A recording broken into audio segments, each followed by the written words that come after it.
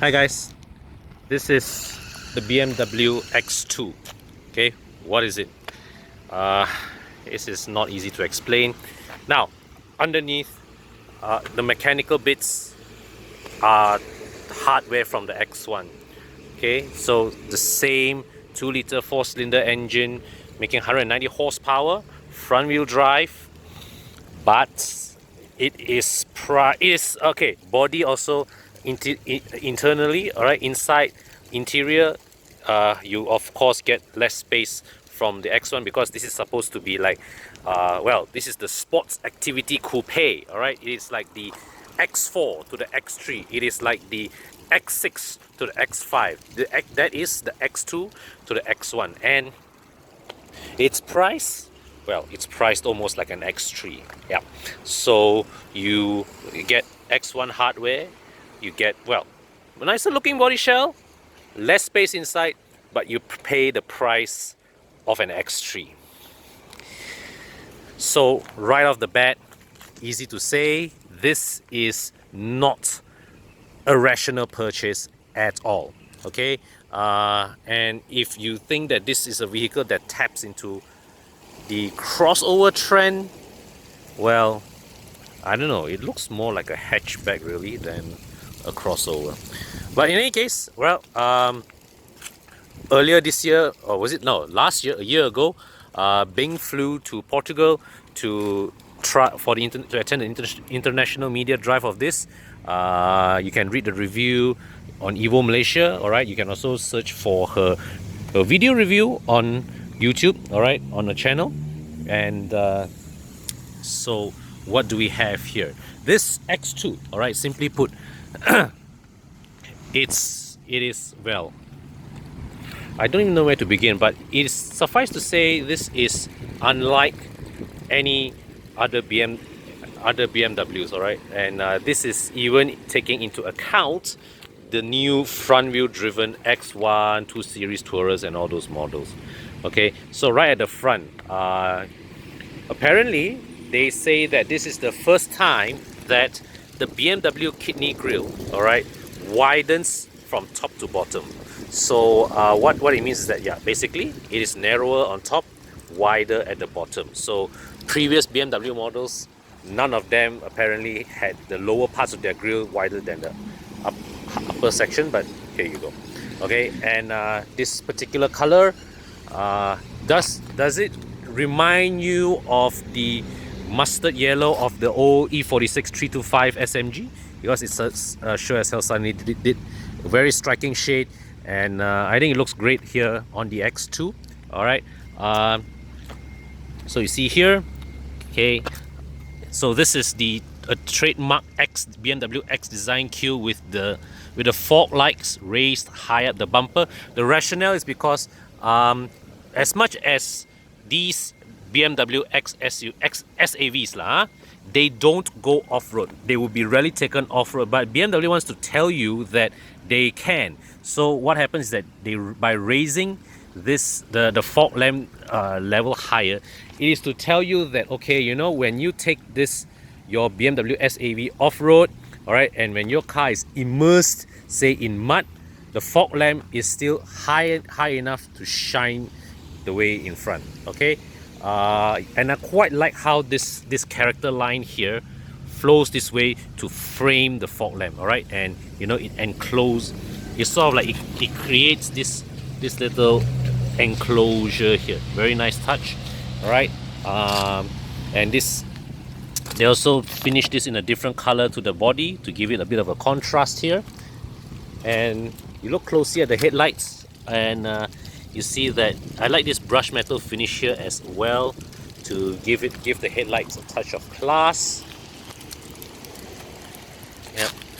And here, okay, now this is where there's a bit of controversy with the BMW, with the X2's design, and I'm going to start with one here. All right, so as you know, the BMW Hofmeister King, very traditional BMW design Q. Here, I think the interpretation of the Hofmeister King is pretty loose. I'm not sure how to see that as a Hofmeister King, but well, BMW says it's there. And the other one is this one. This is this the putting the BMW logo on the C pillar. It is it is it is a design touch to pay tribute to the old 3.0 CSL. All right, it is to cement the X2's positioning as a coupe model. But the question is, why isn't this seen on, say, the 8 series or the the 4 series or whatever? I think this particular design cue, I like this touch, but this should really be reserved for a proper coupe, you know, a proper two-door coupe sport with sporting pretensions than the X2. All right. Overall, over here at the back, now this is also the current BMW coupe design language with the tail lamps, with the wide narrow tail lamps and bumper mounted number plates. No need to remind you which other brand also uses this design cue. I'll let you decide who was the one that started it and who was the one that followed. Okay, so well, the lower part of the bumper, I quite like this piece. Is, well, see, this is one whole piece in a single color. That is, well, it's a separate piece from the bumper These two are separate pieces. All right, and yeah, so they actually took effort to cut this into a different into this elaborate shape. And yeah, so the X2 here is M Sport trim. And so you also have two exhausts either side of the body, which for me, okay, now if you go back, if you were to rewind back 5 years ago, right, this exhaust configuration is exclusive to higher performance models like the 335i, the 535i, all right, the 3-liter 6-cylinders with at least, this exhaust configuration used to show you had at least 300 horsepower under the hood. Now this configuration is available from everything right from the top down to a 20i. So, well, I think that was when it was there, I enjoy every time when I see an F10 or an F30 with a tailpipe either side, or even an E90 for the matter side. I always say, oh, this guy has quiet taste, right? But now every BMW also has exhaust pipes either side, so nothing special about this anymore lah, to be honest. Okay, yep. So let's look inside. Okay, got power tailgate, that is nice. Boot space is not particularly big but usable, and being a BMW, there is no spare tire. Okay, so you've got this hidden compartment under there. Got a 12-volt socket. So here's got the first aid kit. Okay, got a strap here to hold, well, bottles of coolant or battery water or extra engine oil. And close this. Okay, good. Okay, so we come here to the back seat. Okay, excuse the mess. So you can see here, from this, it looks like leg room is good, but thigh support is suspect. But I need to try this to be sure. Isofix mounts here. You can pull this lever to drop the seats, and I like that this is a seamless transition. Okay, so you get a seamless boot floor. That's useful. And so as I sit inside, okay, so first thing I can tell you, the seat back angle is adjustable. All right, and well, thigh support, really, this seat cushion, this bench is rather short.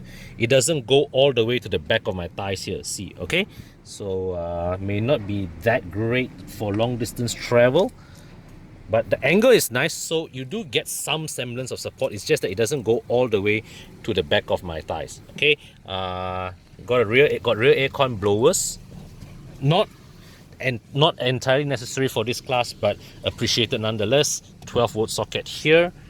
Let's pull down the armrest. Okay, here is the cup holder, simple cup holder mechanism.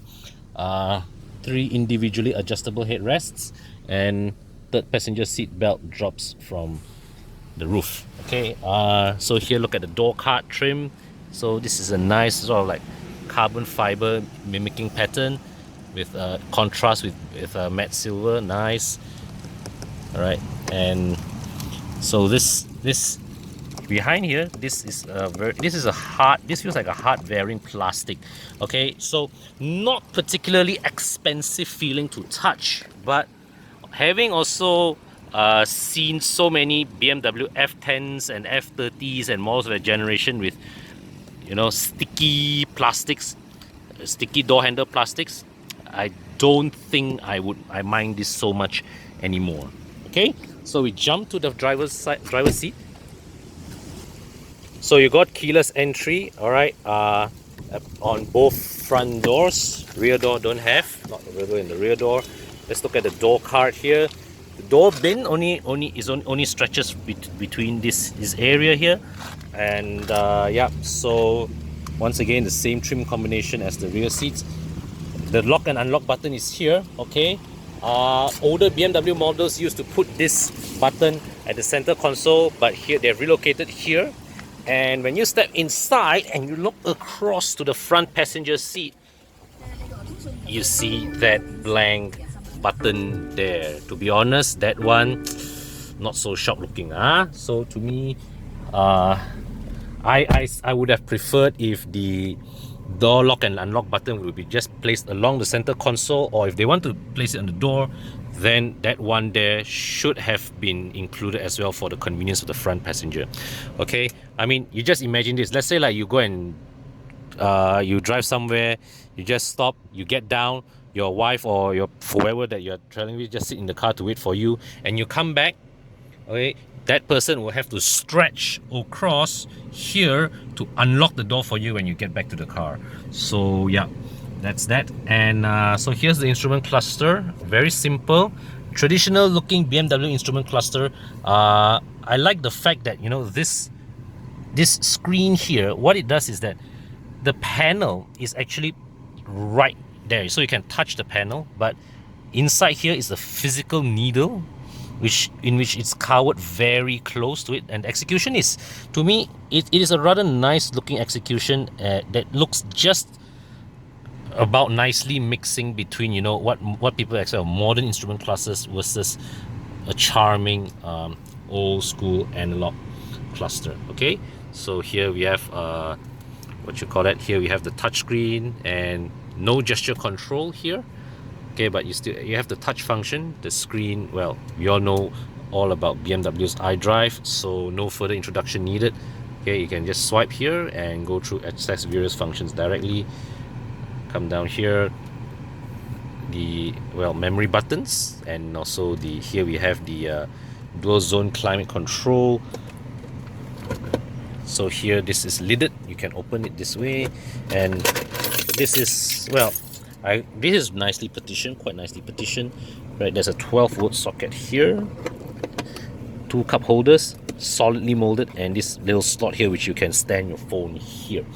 Okay, electronic gear shifter, a bit odd in appearance, but nice to grip. Okay, nice to grip. Lama, blank buttons pula. iDrive knob, iDrive rotary knob, and here is another decently sized storage compartment with a USB port here. You can bring this armrest down. Underneath there is another storage box here as well, so good availability of small item storages, and you can see this stitching here. So the overall build quality of this cabin feels decently solid.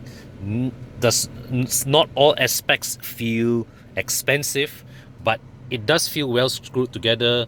Good tolerances, good fit and finish.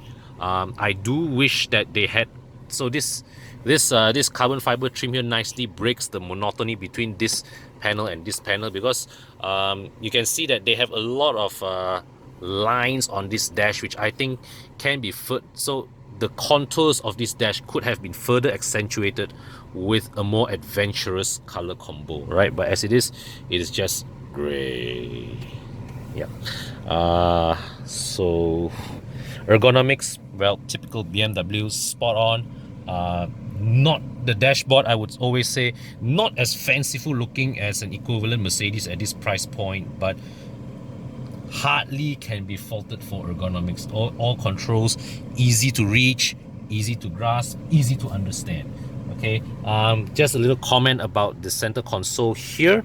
All right, now typically those of us accustomed to driving traditional rear-wheel drive BMWs, we are used to this area being, you know, very poorly utilized for space. But ever since they adopted the UKL platform with the X1, with the 2 Series Tourist models, and now with the X2, all right, you can see that now that freed from the burden of having to accommodate a long transmission tunnel, all right, an intrusive transmission tunnel, BMW has certainly known a thing or two now about maximizing this available space. So this center console here, not as practical as say a Honda, but hey, not too bad, not too bad. All right, so you can chuck away a lot of your small items in easy to reach positions.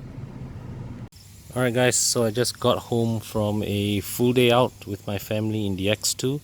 So well, here's my Recaro baby seat. All right, my 01 baby seat. Why is it in the boot? Because well, we sent it for cleaning. So this baby seat is here.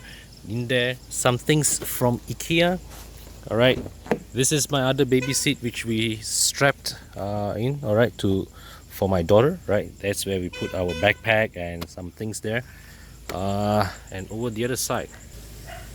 So here we bought ourselves a well, a full large size suitcase, and under here, okay, this is a shelf. All right, a package, you know, do it assemble yourself IKEA shelf that we just bought, that we have to fold the seat down, all right, to fit it through. All right, so just to show you the overall load here, well, not bad lah in terms of utility factor for this vehicle.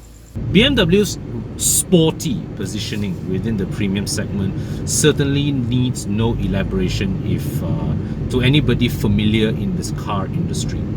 All right, but in recent years, all right, recent products, BMW has taken an additional dimension in not only preserving its sporting qualities in its cars, but also at the same time adding a new dimension in comfort.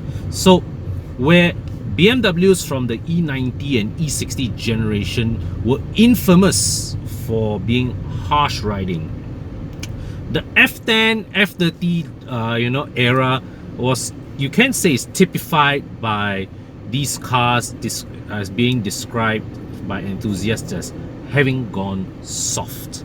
All right, the current crop, the latest generations, sparked by beginning with the G12 7 Series and onto the G35 Series, this latest crop of cars have demonstrated an admirable balance, all right, in the way how these cars are able to be both dynamically sharp and at the same time impressively comfortable.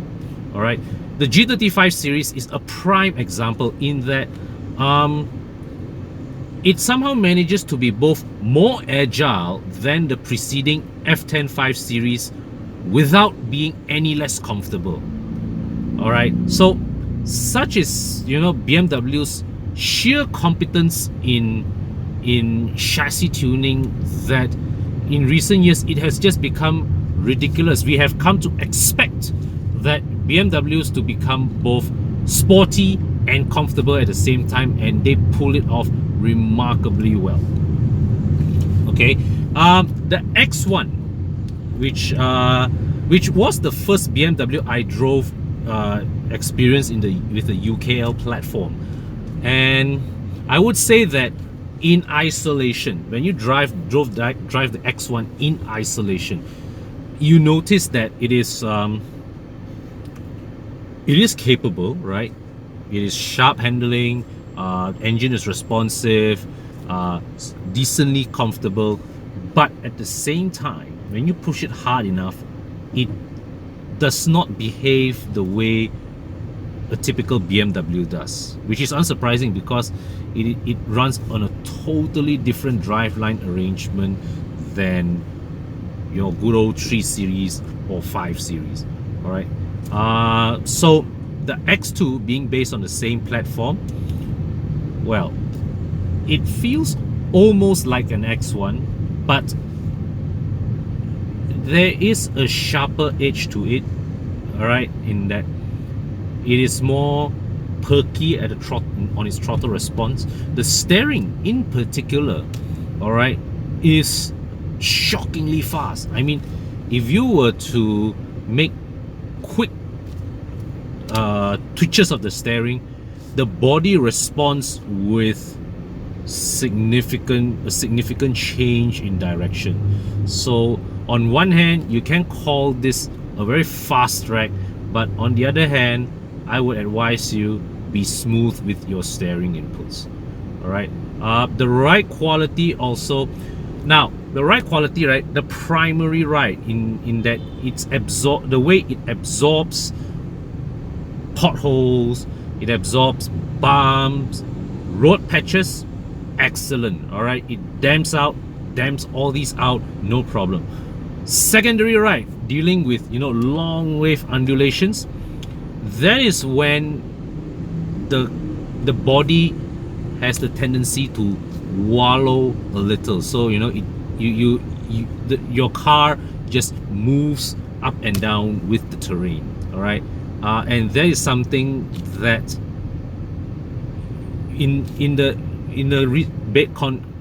compared to BMW's recent high standards of ride and handling, that part of it is a little lacking. So the overall driving feel of the X2, I would summarize in one word as being excitable. There is enough of the X1's DNA inside this car that it retains a fair degree of day-to-day usability.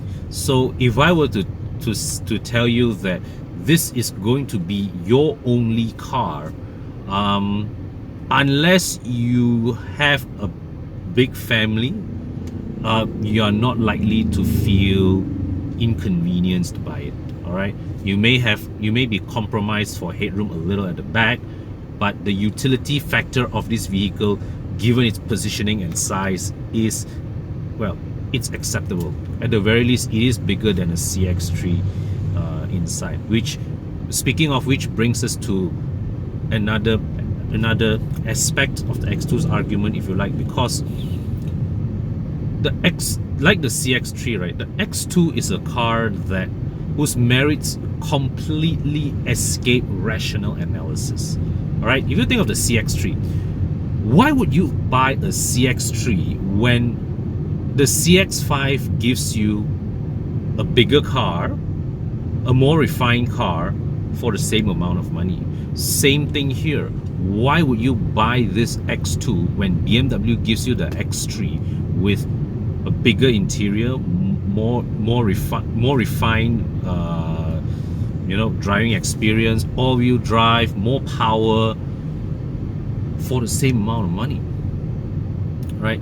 This car, the X2 here, is there's a six-figure price gap separating this and the X1. So this car completely escapes the justification of this car completely escapes rational analysis. There is no rational reason from which I can think of to recommend you the X2, unless you simply want the funkiest, most, well, left field choice. It's not a left field choice, yeah, but you want something funky and you want something that separates you from the crowd.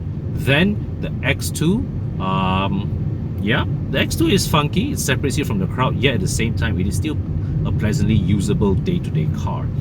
All right, but ultimately I still think that for its price, BMW could have given this car with more than what it is given today. It could have made a bigger distinction between this and an X1. I think for the price gap between this and an X1, I think we are perfectly justified in expecting a more powerful engine.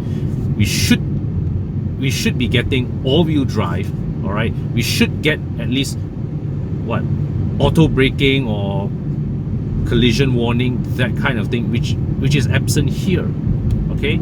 I mean, there should, I believe that, yes, you can put a six-figure price gap between this and an X1, right? To create just that, you know, just that funkiness, you know, just to create something that people can buy simply because they can. People buy simply because they can, right? They just want to show people that I can afford something that is more atas than an X1. But you need, I think that price gap needs to be justified by substantially more equipment than what we are getting here, because, you know, at one glance I am not seeing a significant difference, you know, in what I'm getting here versus what I'm getting in an X1 beyond a different looking body shell.